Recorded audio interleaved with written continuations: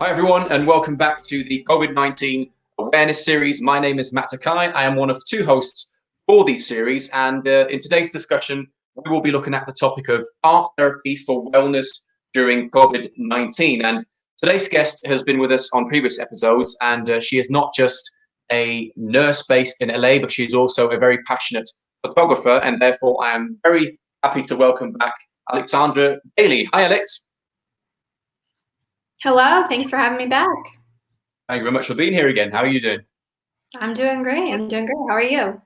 Good. Thank you very much. Excellent. Listen, let's get straight into the topic of things. Alex, I think that a lot in certain situations, we fall prey to other people's opinions, or maybe sometimes we're a little bit too hard on ourselves.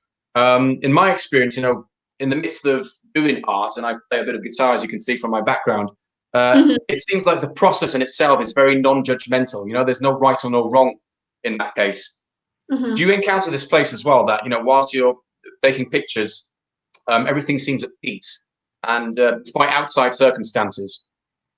Yeah, definitely. And thankfully so. I mean, I found my niche in photography, and when I'm taking photos, I'm able to just clear my brain and just kind of find my perspective. And I've definitely fallen into that trap of being too hard on myself, and so having something that helps me get out of that rut, which is in my case photography, I'm very thankful for. Yeah, certainly. I feel that with when I play guitar, that the right chord can help me a lot. In terms of, as you Yeah. said, art therapy and helping understand my own emotions as well. Yeah. There's a wonderful quote by Bob Proctor which goes, "We don't look back in anger. We shouldn't look back in anger. We shouldn't look forward in fear, but we should look around us in awareness." I feel that fits to art therapy in general. And what can art therapy in that sense, and being in the moment, what do those two things share in Yeah, common? I like that quote a lot. I think that art therapy has a unique ability to help a lot of different people, from young to old, from no skill set to like experts. Art therapy is beneficial in it really does help you to be in the moment. It kind of gives a sense of accomplishment. You start something, you work on it, and then you can accomplish it and finish it. And that gives a sense of accomplishment. And just the act of starting something and focusing on it and like forcing your brain to just be creative and just kind of push out all the other distractors is it's great. Yeah, certainly. And to me, like sort of engaging in a creative activity, it sort of provides a channel of communication sometimes for Mhm. things I can't sort of express in words. As I said, sometimes I can strike the right chord with the guitar uh, in a certain word of play. What are your thoughts on that?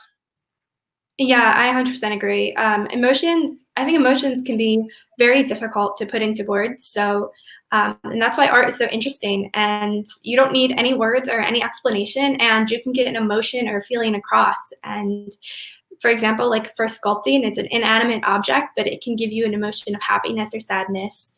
Another example is a mood from a painting using different colors and texture, excuse me.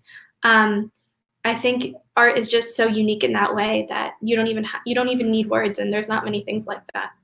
Yeah, fully agree. Finally, what other activities could you maybe sort of suggest related to art therapy, and how can we introduce these in our daily routines?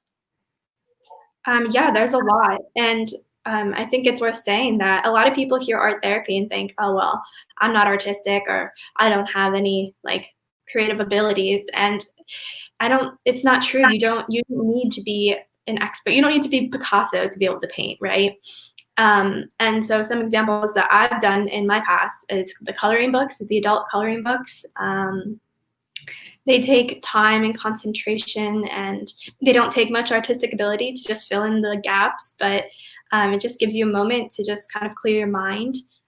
For me, another thing is taking photos or doodling, or you can do a collage. And yeah, there's so many more examples, but they are so beneficial to really just But at the end of the day, it's pure creation, isn't it? I mean, you can take a sheet of paper and a pencil and start drawing whatever you want, basically.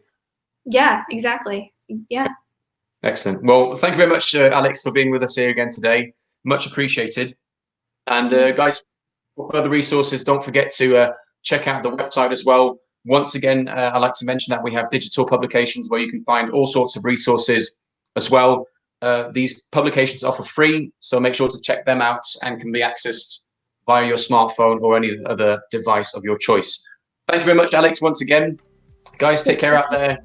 For Mental Health California, my name is Matt Takai. See you soon.